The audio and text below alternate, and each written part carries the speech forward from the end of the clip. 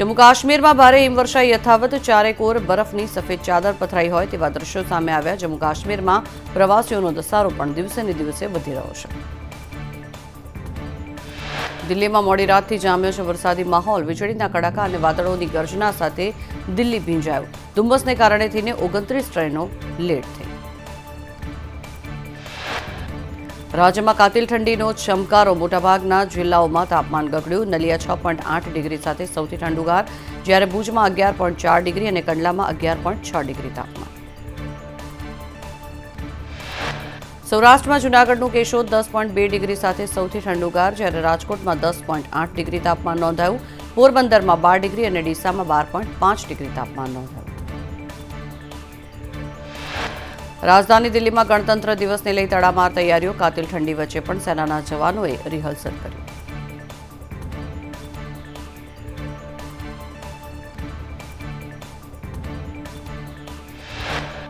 પ્રયાગરાજમાં મહાકુંભમાં ચોથા દિવસે બ્રહ્મ મુહૂર્તમાં હજારો ભક્તોએ ગંગા સ્નાન કર્યું।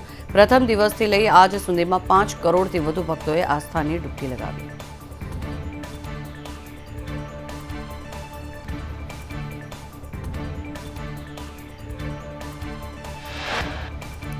કેન્દ્રીય ગૃહમંત્રી અમિત શાહ આજે ગુજરાતના વડનગરને આપશે 300 કરોડની વિકાસની ભેટ। પુરાતત્વ સંગ્રહાલય જનતા માટે ખુલ્લું મુકાશે।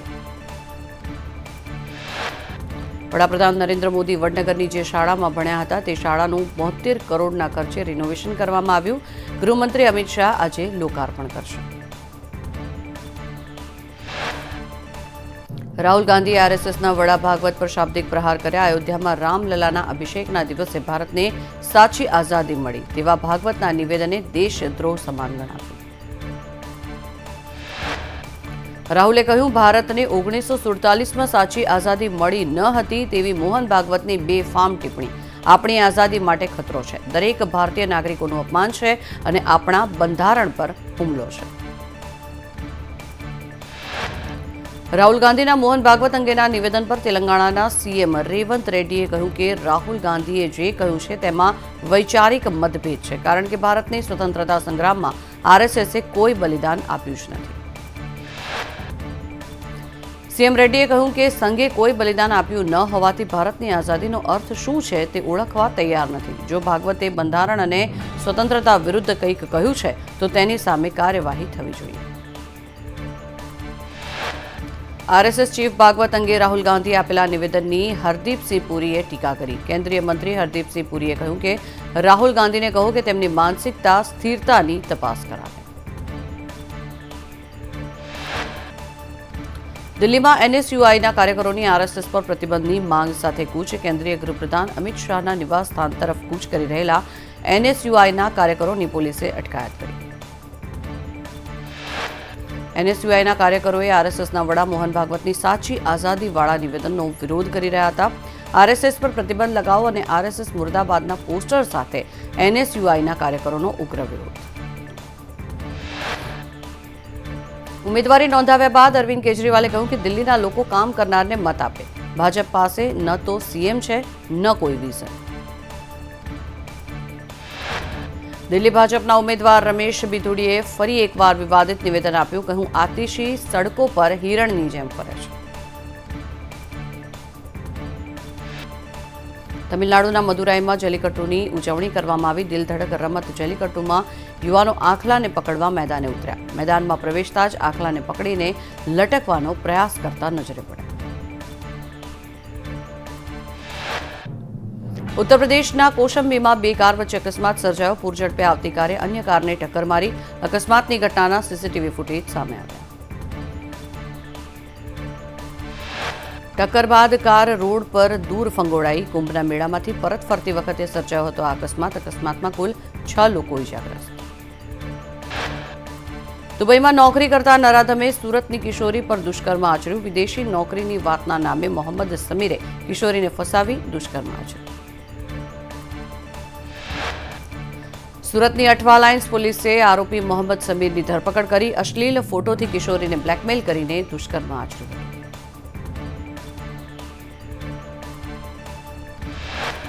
લક્ષ્મી ડેન્ટલ આઈપીઓ માટે બ્રોકરેજ હાઉસીસે સકારાત્મક પ્રતિસાદ આપ્યો. આઈપીઓના બીજા દિવસે પણ રોકાણકારોનો ઉત્સાહ જોવા મળ્યો. લક્ષ્મી ડેન્ટલ લિમિટેડ આઈપીઓ ખુલતાની થોડીક જ કલાકોમાં સંપૂર્ણ સબસ્ક્રાઇબર થઈ ગયા હતા અને બીજા દિવસે પણ રિટેલ અને એચએનઆઈ કેટેગરી દ્વારા સબસ્ક્રિપ્શનના આંકડાઓમાં વધારો જોવા મળ્યો. દ્વારકામાં ઉત્તરાયણના દિવસે સગીરાની છેડતી. ભાણવડ વેરાડા નાકા પાસે સગીરાની છેડતી કરાઈ. નશાની હાલતમાં 2 આરોપીઓએ કરી છેડતી. મહેસાણા કડીના થોડ ગામે કારમાંથી 9.12 લાખ ભરેલ બેગની ચોરી કરાઈ. માલિકે પૈસા ભરેલ બેગ કારમાં મૂકી હતી. શટરને તાળું મારીને આવતા સુધીમાં બેગની ચોરી થઈ ગઈ. આણંદના બોરસદમાં અસામાજિક તત્વોને કાયદાનો પાઠ ભણાવવામાં આવ્યો. પોલીસે જાહેરમાં હાથ જોડાવી માફી મંગાવી. બોરસદમાં ખુલ્લી તલવારો સાથે મચાવ્યો હતો આતંક. અમદાવાદ પેલેડિયમ મોલ બબાલમાં 3 લોકોની ધરપકડ કરવામાં આવી હોવાની ડીસીપી બલરામ મીણાનું નિવેદન. કહ્યું કે રોહિત વણઝારા, પ્રેમ ભાટી અને દિનેશ વણઝારાની ધરપકડ કરાઈ છે. અગાઉ 5 આરોપીની પોલીસે ધરપકડ કરી હતી. કુલ 12 આરોપીમાંથી 4 હજુ પણ પકડથી દૂર છે. ડીસીપીએ વધુમાં કહ્યું કે આરોપી જોધપુરથી દિલ્હી ગયા હતા. દિલ્હી કાર પાર્ક કરી ગોવા ગયા હતા અને અંગત અદાવતમાં તલવાર કાઢી દાદાગીરી કરી હતી. અમદાવાદમાં લૂંટ વિથ મર્ડર કેસમાં આરોપી પતિ પત્નીની ધરપકડ કરવામાં આવી. પોલીસે સીસીટીવી ફૂટેજના આધારે ગુનાનો ભેદ ઉકેલ્યો. વૃદ્ધનું લૂંટના ઈરાદે ગળું દબાવી આનંદ ઠાકોર અને નિલોફરે હત્યા કર્યાનું સામે આવ્યું. એનઆરઆઈ કનૈયાલાલ ભાવસાર કેનેડાથી પરત આવ્યા હતા અને અગાઉ મહિલાને મસાજ કરવા માટે બોલાવતા હતા. આરોપીઓ 1.5 વર્ષથી મૃતકના સંપર્કમાં હતા.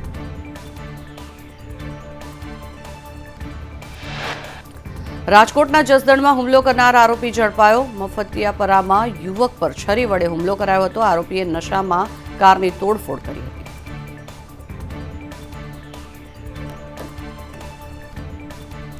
ભરૂચની સેન્ટ ઝેવિયર્સ સ્કૂલના આચાર્યની દુષ્કર્મ કેસમાં ધરપકડ. ધોરણ 10ની વિદ્યાર્થીની સાથે અયોગ્ય વર્તન કર્યું.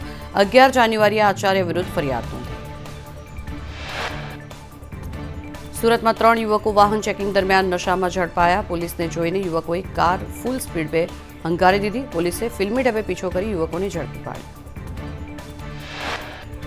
સુરતમાં બનાવટી ડોક્યુમેન્ટ સાથે હિન્દુ બનીને રહેતો બાંગ્લાદેશી ઝડપાયો. એસઓજીની ટીમે આરોપી સિબુલ ઉર્ફે રાજ ઉર્ફે પ્રદીપની ધરપકડ કરી. 2 અલગ અલગ નામવાળા આધાર કાર્ડ પણ મળ્યા. બાંગ્લાદેશી આરોપી છેલ્લા 14 વર્ષથી રહેતો હતો સુરતમાં. એસઓજીએ આરોપી પાસેથી આરસી બુક પણ જપ્ત કરી. અલગ અલગ સ્પામાં નોકરી કરીને ગુજરાન ચલાવતો. સુરતમાં હિન્દુ વિસ્તારમાં ભાડાનું મકાન શોધતો હતો આરોપી. 1.5 વર્ષ પહેલા મુંબઈની હિન્દુ યુવતી સાથે સંપર્કમાં હતો. યુવતી સાથે આરોપી લવ મેરેજ કરવાનો.